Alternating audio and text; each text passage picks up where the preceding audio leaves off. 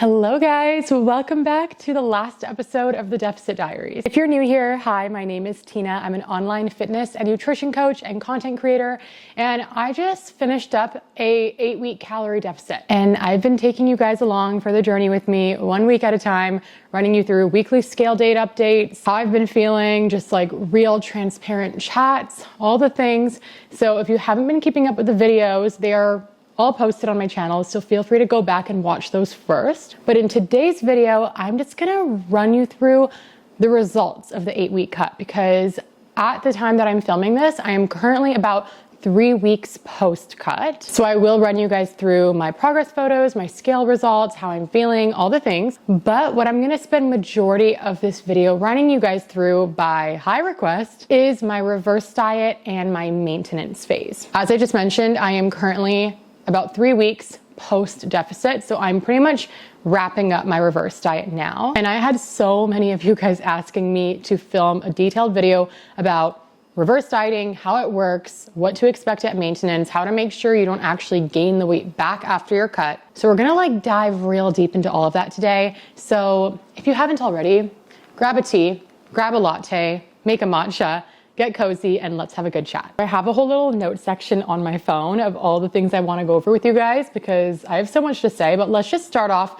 by wrapping up how the cut went and the results from the cut. So my goal with this cut was to lose around 5 pounds, which is actually exactly what happened. I lost pretty much exactly 5 pounds to a T, which is really cool. So before the calorie deficit started, the week before, I weighed myself on the scale a few times so I could gather a weekly scale average for what I was weighing before the cut started, and that was 148.7. So 148.7 was my average scale weight before the cut started, and end of week 8, I finished off at 143.4.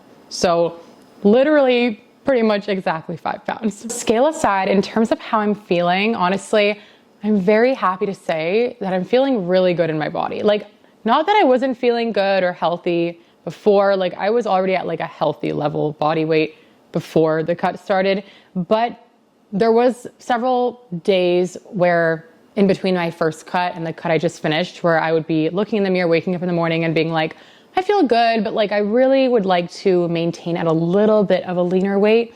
And that's why I did this second cut. And I feel like I have gotten to the point where I'm pretty much exactly where I wanted to be. I'm so happy because it took a while, right? If you guys have been following my journey for a while, you'll know I did a 7-month bulk, and then I did my first cut, and then I went back to maintenance, and then that brought me to this cut. And now I'm like, okay, I feel really happy with the amount of muscle I have. I feel like I'm a healthy, confident level of leanness, and I can see myself staying here for a really long time. I think I might do 1 to 2 mini cuts per year. We'll see, depending on if I have events coming up or photo shoots or travel, things like that, if I want to really snatch up a little bit. But I don't think I'll be doing one anytime soon. So that's kind of nice. It does feel nice when you get to a place where you're just okay, let's just live life here. It's a good feeling. Okay, putting the coffee down for a second, because now it's time to get into the bulk of the video, which is about maintenance, reverse dieting, and I'm gonna run you through my whole reverse dieting process, and I'm also gonna show you what happened to my scale weight and how I'm feeling after doing my reverse diet. So let's dive in. So I will begin by saying that a reverse diet, which has been a bit of a buzzword the last couple of years, is literally just a strategy to get you from your end of calorie deficit calories back up to your maintenance calories without regaining any body fat.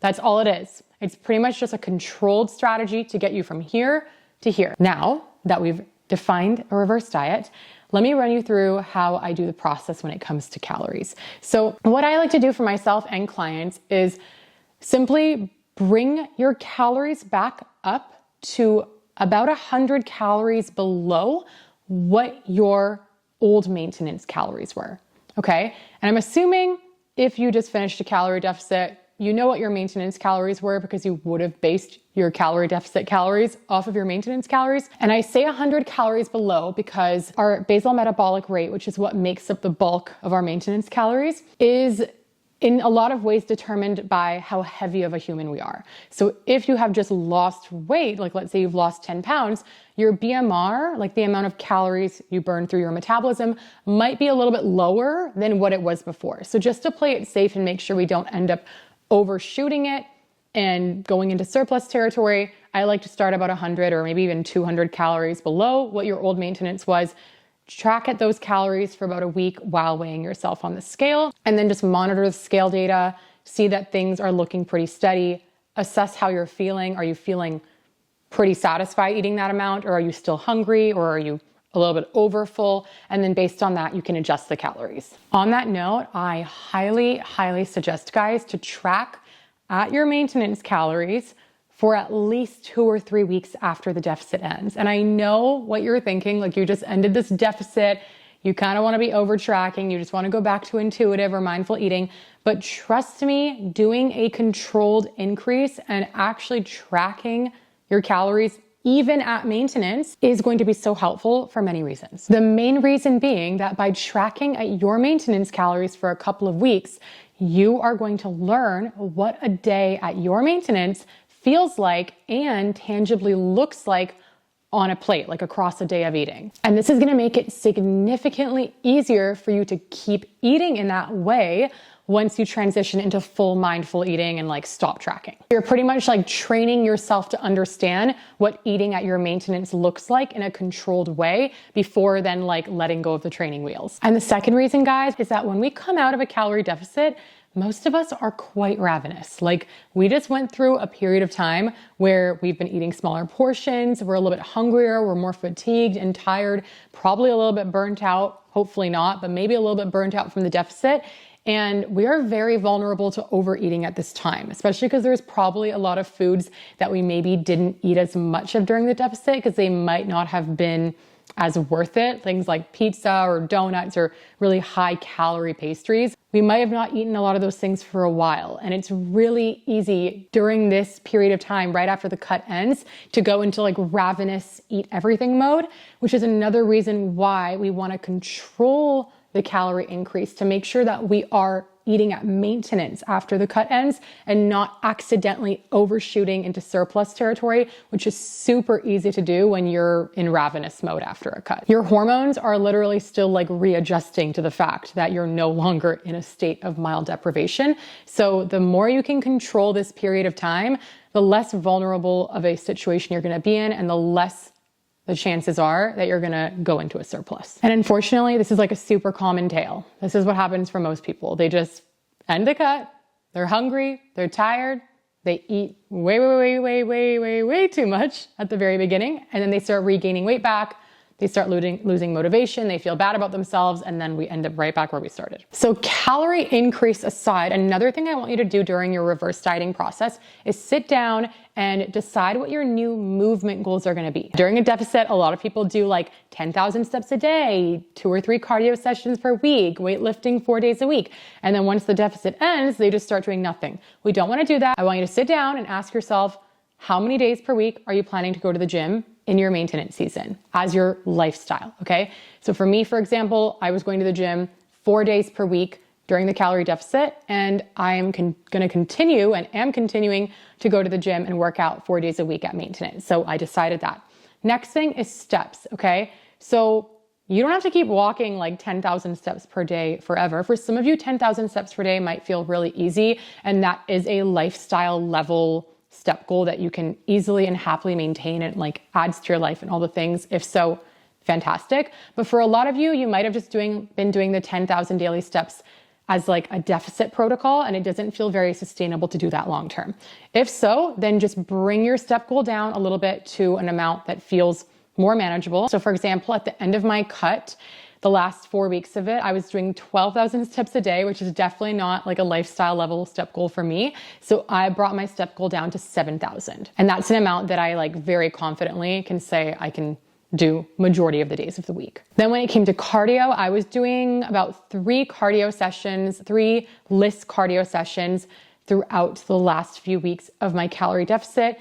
And I have adjusted my cardio goal down to just 1 cardio session per week. Okay, so see how I not only increased my calories up, so I readjusted my calorie goal, but I also looked at the other variables that got me the results in the deficit and just readjusted them slightly to make them more of like a maintenance level movement goal for me. I want you to do that for yourself too. And a question that a lot of people ask me is, won't I gain the weight back if I stop moving as much and being as active as I was in the calorie deficit? And the answer is, remember, what are we trying to do in a calorie deficit? We're trying to increase the gap between how many calories we're burning and how many calories we're consuming. So by having a higher step goal and adding in like cardio and all that stuff, those are all tools to help to kind of steepen that gap between calories burned and calories coming in. So the combination of moving more and then eating less by bringing the calories down is what creates the deficit. And that's why your body starts resorting to fat stores to get the fuel it needs to close that energy gap. In maintenance, we're no longer trying to have a gap. We don't want a gap anymore. That's what maintenance is. Maintenance is not about losing more fat. It's about aligning the amount of movement we're doing and how many calories we're burning in a day with how many calories we're eating in a day. So that's why it's okay to bring the movement side of things down and the calorie side of things up, because our goal, if we do it correctly, is to get things evened out. But when you're in seasons of moving more, your maintenance calories will be higher. And when you're in seasons of moving less for whatever reason, your maintenance calories will also have to come down a little bit if you don't want it to end up being a surplus. So just remember, maintenance calories can change throughout the course of the year and different seasons of your life. And you always have to be keeping that in consideration based around how much activity you're doing. Next, before I run you guys through what happened with my scale data in the reverse diet, let's run through some maintenance scale expectations. This is really important. So the most important thing that I need you to drill into your head when it comes to maintenance scale expectations is that your end of cut, end of calorie deficit, scale weight average is not going to be the same as your maintenance scale weight average. Why? Because now that we are no longer in a deficit, we're eating more food again, right? We're eating that higher calorie amount, which means there's gonna be more fluid in our cells and more food in our digestive system at all given times. This is going to translate to a higher number on the scale, anywhere from like 1 to 4 pounds, depending on the person, okay?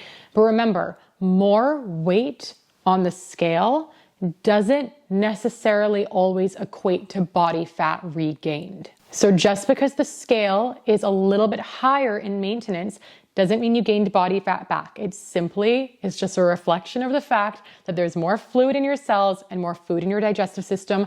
So do not panic when you see the scale go up a little bit in your reverse diet. In fact, expect it. If you can train yourself to expect it, there will be no freakouts when you see it. So like I kind of already touched on, it can be anywhere from like 1 pound to 4 pounds for some people. Usually what will happen is when you start increasing your calories back to maintenance in your first couple of weeks of your reverse diet, the scale will climb up just a little bit, 1 to 4 pounds, and then it will usually taper off. If it continues climbing up more than like 3-4 pounds and it doesn't taper off, then we may be heading into surplus territory. So if that does happen to you, that's kind of where you want to pump the brakes and catch it before it gets, too surplusy and really starts going back up. So you're going to want to audit yourself. Audit the calories, audit your compliancy to the maintenance calories, and audit your movement. Like, have you been sticking to the movement goals that you set for yourself for your maintenance season, etc. But if it just goes up like 3-4 pounds and then tapers off,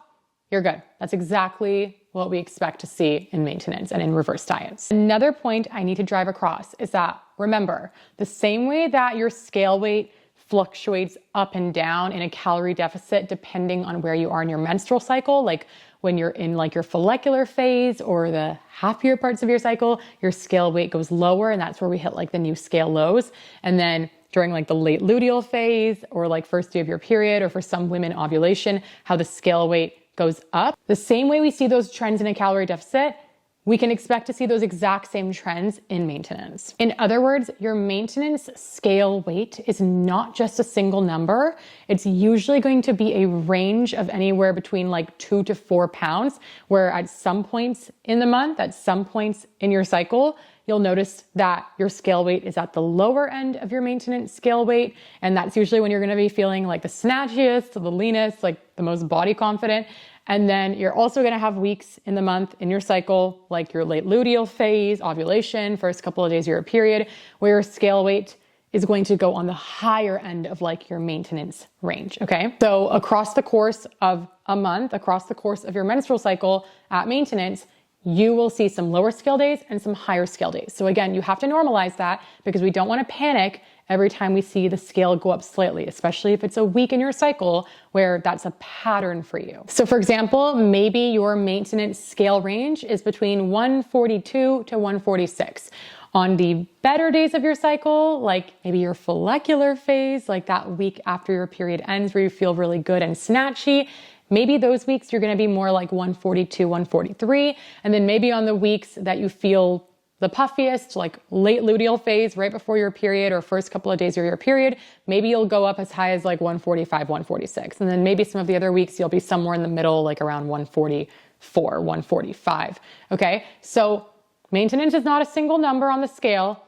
Just start to learn that there's kind of going to be a range of numbers you see on the scale. And as long as you're sitting somewhere within those numbers most of the time, that's how you can personally know that you are probably still at maintenance. Remember guys, we are women, we are not robots. We have hormones that are changing all the time, and this is going to impact what's happening on the scale and in our bodies. So again, no need to panic as long as it's staying in that little range that you know is normal for you. And all of these things, you're gonna learn more about your body over time. And that's why I love data tracking. So yeah, normalizing this is so important because then you don't need to freak out every single time you have a week where your scale weight goes on the higher end of things in maintenance. Also guys, obviously in this video, I am lining out all of these scale expectations so that you have healthy expectations of what is going to happen on the scale and in your body at maintenance, but also be honest with yourself and use your discretion. Okay. So if many weeks are going by where the scale is just slowly climbing up and up and up, and you've also been skipping a lot of workouts, not walking much, like you haven't been hitting the step goal that you set for yourself, you've been way over snacking, drinking more than usual, then could it actually be that you are just putting on some body fat? Yes, of course, it could be. So normalize that a healthy maintenance has a scale range, but also don't let that be an excuse to fool yourself into thinking it's all just to do with your cycle. Sometimes we really have just been lazy with our protocols and we are just gaining some fat back. In fact, last summer, which was shortly after I finished my first cut right after the bulking phase, there was a few weeks period of time where I started noticing that I was feeling a little bit fluffier and I was like, oh, it's probably to do with my cycle, blah, blah, blah, blah. But then I started noticing like, no, it's actually starting to climb up a little bit. And then I audited myself and I realized I had been completely slacking on my step goal. And I was even slacking a little bit on my gym routine and just like hadn't been caring as much about portion size as I was snacking a little bit more. So I was honest with myself and I was like, honestly, I am probably just heading into a mild surplus with the way I've been living the last few weeks. But instead of playing victim to that, I just owned up to it and I was like, okay, let's get ourselves back in check. Let's make sure the step goal is happening. Let's get back into the gym. Let's stay more in control of portion sizes. And I caught it, did what I needed to do to make sure it didn't go any further than that. And that was it. We're all human, guys. No one's perfect. But as I've said now a couple of times, all good things in life require some upkeep. You can't just be like, oh, I just don't want to think about food anymore ever again. I just don't want to have to try. It's like, that's not how it works. Okay. When you drive a car, once every couple of weeks, you have to go fill it up with gas. You have to go get it serviced. It requires maintenance. Having a body that you feel confident in, comfortable in, that feels healthy for you also requires maintenance. Nothing in life just comes absolutely free of effort. So don't play victim to the fact that you have to put in some effort to maintain your new body. Instead, glamorize it. Like glamorize the fact that you get to go on walks. Glamorize the fact that you're someone who eats an amount of food that feels satisfying but doesn't make you feel bloated and crappy afterwards. Glamorize the fact that you go to the gym and you're getting stronger even in maintenance. Next point, which I also already kind of touched on, was I do highly recommend that during that like 2-3 week period of your reverse diet, when you bring your calories back up, you want to be continuing to do daily scale weigh-ins so that you can closely analyze the trends of like what's happening in your body and making sure that, you know, things come up and then they taper off, all that. But after that like 2-3 week period ends and, you know, maybe you're not really going to be tracking your calories anymore, should you still be doing scale weigh-ins every single day? Honestly, probably not. You can if you want to. I personally don't, but I do still like to weigh myself 1 to 2 times per week, because this way I can self-monitor how things are going. And then, like I said, if things are ever going a little bit out of hand in certain seasons, I can pump the brakes and autocorrect before things go too far and get to a point where I have to actually do like a full-on deficit again. Last little expectation I want to touch on before I start going over my maintenance data with you guys is that you're probably not going to feel as lean in maintenance as you did towards the end of your cut. This one can be a tough pill to swallow for a lot of people, myself included, because when you're at the end of a cut, you're feeling pretty snatchy, you're feeling pretty light, and you're feeling pretty lean, right? But when you go back to maintenance, like I've mentioned, you now have more food in your body. You now have more fluid in your cells. We're trying to now be at the point where we are eating around as much as we're burning, right? That's what healthy maintenance is. It's matching the energy that's coming out with energy coming in. And with more food and fluid in our body, we're gonna feel a little bit more filled out than we did at the end of the cut. Not in a bad way. This is actually a good thing, and you're probably gonna actually feel a lot more nourished and rejuvenated, and just your muscles might feel fuller as well because there's more fluid in your cells. But just know you might not feel as like scrawny, lean, and like, you know, little. If you did the reverse diet properly and you're actually at maintenance, you're not gonna have regained body fat, but you're just not gonna, you might not feel as like lean, if that makes sense. So just know you might feel a little softer around the edges some days, but this is all part of maintenance. We don't wanna be living in calorie restriction year round. So just normalizing the way your body feels at maintenance is also really important for your mental health. Okay, that was a lot. Let me take a quick sip of coffee and then I'm going to show you guys my reverse diet and maintenance scale data so far.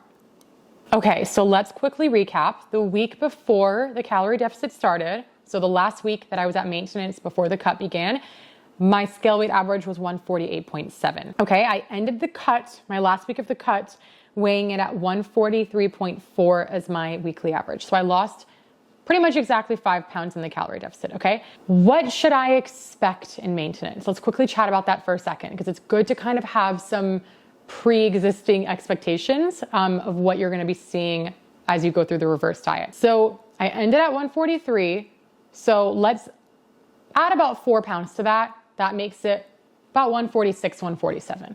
So for me, I'm gonna be assuming that my scale weight is gonna go as high as like 146, maybe even 147 on like my worst day of my cycle, or a day that I'm feeling a little bit puffier for whatever reason.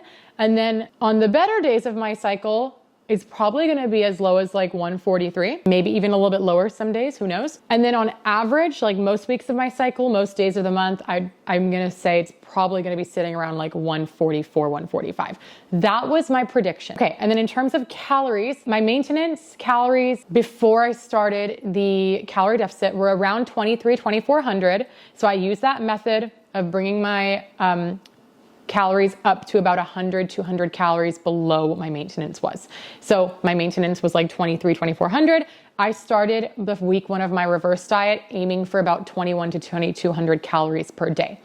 And I will say, I did my best when it came to tracking at maintenance, but not to sound cocky, guys, but I have been through this process so many times, and I'm like a very good intuitive eater. Like I know when I've had enough and I know when to stop. Like I still overindulge every now and again, but I want to say like 90% of the time, like I know when to stop eating. So it's really hard for me to actually do these like full on like tracking at maintenance for like 2-3 weeks in a row after a cut, because I do confidently feel like I could literally just go from like tracking end of my deficit to like fully mindfully, intuitively eating and still maintain. But that's because I've been through this rodeo many times. Okay. This is not what I recommend for clients. I recommend everyone to actually do a controlled reverse diet, tracking at maintenance for at least 2-3 weeks. Even I probably should, just to play it safe, but it's really hard for me to, because I kind of start getting lazy because I'm like, I already know how to eat at maintenance. I don't need to do this. So I was mainly trying to be as compliant as I could to tracking at maintenance for the purposes of this video and this experiment. So I tracked about 4 days for that first week of the reverse diet. I did accurately track my calories. And on the other 3 days, I just like intuitively ate around 2,200 calories. I'm assuming like it felt the same as the other 4 days that I did track. So my calorie average for the first week of the reverse diet was about 2,150. So that's how many calories I was eating on average that first week. And funny enough, I actually lost weight the first week of the reverse diet, which is interesting, but I have a hypothesis as to why. So my scale average the first week of my reverse diet was 142.8. And remember, I ended my cut at 143.4. So why did I lose about 0.7 pounds on the scale when I upped my calories from 1850 to 2150? Main reason I think is because that first week of the reverse diet, I just so happened to take a 1 week break from the gym. I took a whole week off from the gym. And working out, although a positive stressor, is at the end of the day a stressor on the body, and stress can lead to inflammation. And also when we train and we get more like pump and like blood flow, like fluid pumped into the muscles, it looks good, but that can also translate to like, more stuff on the scale. So because I took a full week off of training, I believe that just like the fact that there was probably zero like training related inflammation in my body, I'm assuming that's one of the reasons why the scale actually appears lower. And also, that first week of the reverse diet happened to land on the best week of my cycle. It was like the week of my cycle, which for me is like a week after my period ends, in between like day 7 and like day 14 of my cycle, like before I ovulate. That's usually when I feel the snatchiest and the best anyways. So the zero training week combined with the being the best part of my cycle, I think that's why the scale was just like extra giving that week. It actually went down. Wasn't what I expected, but that's what happened. Okay. Then the second week of the reverse diet, at this point, I was kind of like, okay, I think my maintenance is honestly probably still around 2,400. I was feeling like pretty satisfied eating around 2,100, but I did feel like I kind of was like feeling like I wanted a little bit more food, and it still wouldn't have been overdoing it and going into surplus. So I tracked a few days that second week of the reverse diet as well. And then just also like mindfully aimed for more like 2,400, which is what my true maintenance calories were before. And I think that's what they still are. And I weighed myself every day that week. And that week, the second week of the reverse diet, my scale average was 145.2, which was way more in line with my prediction of the scale going up like 2-3 pounds and then like kind of tapering off. Also though, the second week of my reverse diet, it was funny. The first week of my reverse diet, I was in the best part of my menstrual cycle. The second week of the reverse diet is when I ovulated.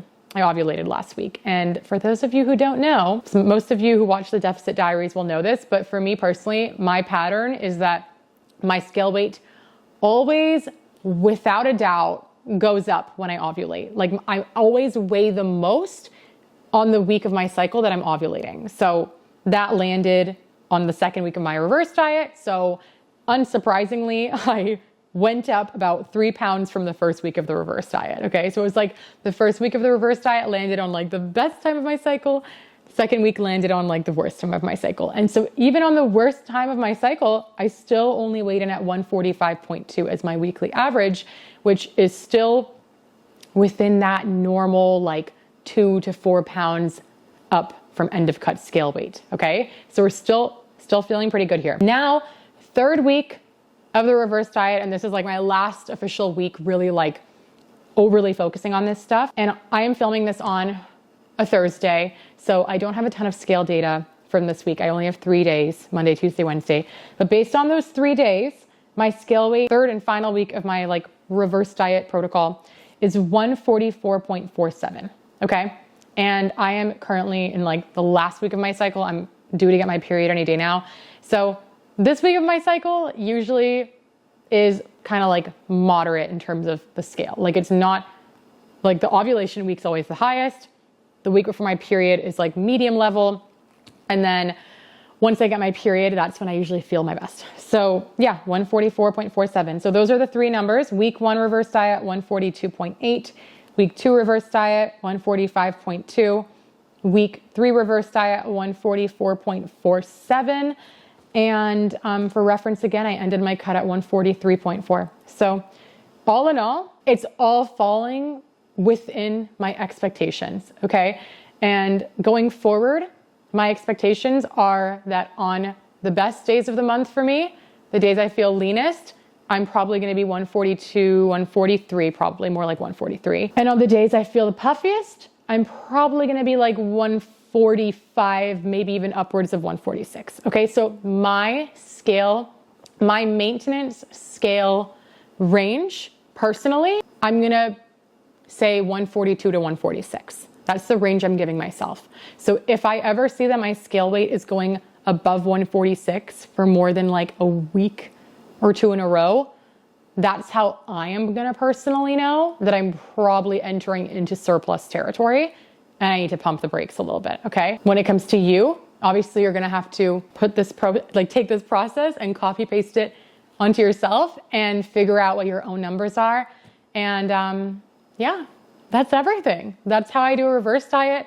That's maintenance expectations. Not that it was not a lot. I've been yapping for a while now, but I really hope this helped give you guys some deep insights. So what's next? What am I gonna do now that the reverse diet is like over and I have figured out my maintenance scale average? I've figured out what my approximate maintenance calories are, and I kind of know what a day of eating at maintenance should look and feel like for me. What it means for me is I am just gonna go straight into mindful eating now. I'm not gonna track anymore. I'm just going to eat intuitively, mindfully, whatever you wanna call it, but still, you know, being aware of my fullness cues, you know, being cognizant that I'm not over snacking, trying to make sure I'm fueling my body well with mostly nutrient-dense whole foods, all that kind of stuff. For me, that feels very easy. It almost feels like a lifestyle at this point to eat in that way. But if you're someone who has a history or of a pattern of regaining weight after finishing a calorie deficit, or you still don't feel like you have a very good grasp on eating at maintenance and it's really easy for you to accidentally go into surpluses, maybe you're like a social butterfly, or maybe you have a history of like over snacking, you may want to consider tracking at your maintenance for more than 2-3 weeks. You may want to consider actually tracking at maintenance for maybe even a few months, or at least a couple of months before transitioning into mindful eating. Because mindful eating, in other words, just eating without tracking, is a skill set. And to be able to know when you've had enough food in your body and how to fill your plate with enough food for you is a skill set, and it does take time to learn. On that note, I will wrap up this video by saying, and this is like very exciting news, and I'm actually announcing this on YouTube first. Up till now, the only one-on-one coaching offer that I have had available is one-on-one fitness and nutrition coaching. But just this week, I've decided to launch one-on-one nutrition only coaching as well, because I know that there are a lot of you out there who maybe don't want to do the full like premium coaching of fitness and nutrition. Maybe you already have a good handle on your workouts, so maybe you're just looking for nutrition only coaching. If that's you and you're interested in actually working with me, you like my vibes, you've watched this Deficit Diary series, and you need like a little bit of personal assistance in your nutrition or fat loss journey, then I will leave the application link below, and yeah, feel free to apply, because I'm only taking on maybe 2 or 3 more clients right now. So if you're interested, definitely apply sooner rather than later. On that note, I'm gonna end it here. This series has been so freaking fun. I'm so glad I documented this, and thank you guys so much for tuning in. For those of you guys who have been watching, asking questions, and just like encouraging me as well along the way, it's been awesome. If you have any recommendations for any future videos that you would like to see me film, let me know. Even if it's not to do with nutrition, it can be to do with workouts, nutrition, lifestyle content, whatever you want to see more from me, let me know, because I'm personally kind of re-strategizing my YouTube strategy. So I would love your feedback. Okay, so I'll see you in the next one, and I hope you're having a wonderful day or week wherever you are in the world.